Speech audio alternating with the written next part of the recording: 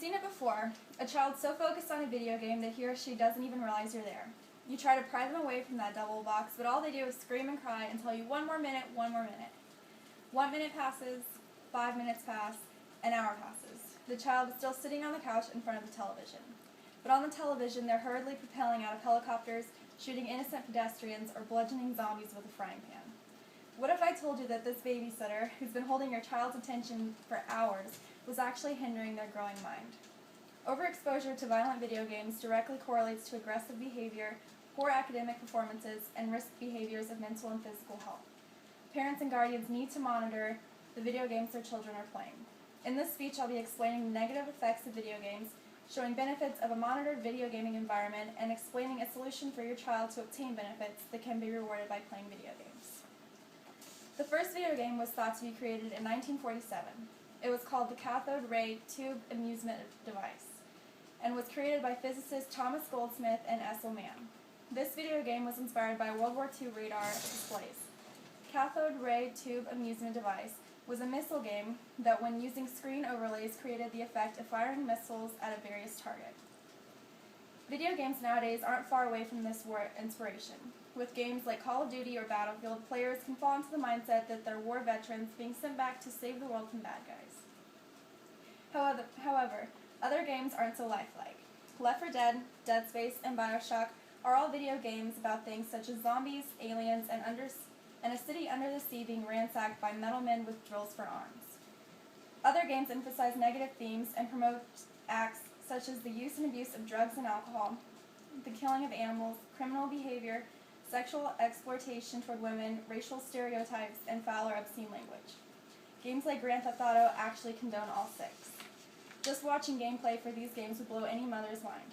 In 2008, the Pew Research Center reported that 97% of youths aged 12 to 17 played some type of video game, and that 2/3 of them played action and adventure games that tend to contain violent content.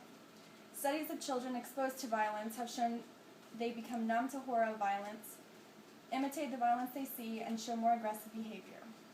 Some studies have also shown that the more realistic and repeated the exposure to violence, the greater the impact on children. Children who are overexposed to video games of this caliber often are shown to have poor social skills, lower grades, less exercising, and aggressive thoughts and behavior.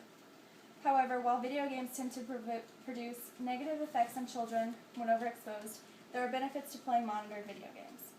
Video games are said to improve preschoolers' motor skills. Letting a 4-year-old sit in front of the television with the game controller may not seem like the most productive use of time, but researchers from Deakin University in Melbourne, Australia disagree. Their studies examined the development of 53 preschool-age children and found that those who played interactive games had better object control motor skills than those who didn't. Video games also reduce stress and depression. 2009's annual review of cybertherapy and telemedicine included a study that found gamers who suffered from mental health issues were able to vent their frustrations and aggression with the use of video games, and it showed a noted improvement. Since most video games require fast reactions and split-second decisions that can mean the difference between virtual life and death, video games are also proven to improve decision-making skills. Cognitive neuroscientists at the University of Rochester in New York found that certain video games give players' brains plenty of practice for making decisions in the real world. Researchers suggest that action-oriented games act as a stimulator for the decision-making process by giving players several chances to infer information from their surroundings and forcing them to react accordingly. The key to obtaining these benefits, however, is moderation and limitation. The ESRB, or Entertainment Software Rating Board, is an organization responsible for the ratings of all video games. Taking heed of these ratings, which are shown on the front of every video game,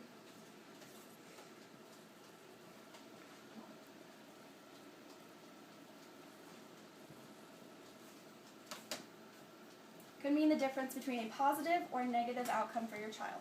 Also, limiting the amount of time your child plays video games could provide benefits as well, such as more time doing homework, being socially active, and physically active. Playing video games with a child is also proven to help children benefit from the game. Exercise games such as the Wii, Connect, and Move can help promote physical activity as well. These game systems require the player to be up and active instead of sitting down moving only their thumbs. Growing up in the 90s, I thankfully wasn't able to experience the amount of mindless virtual shooting children do now.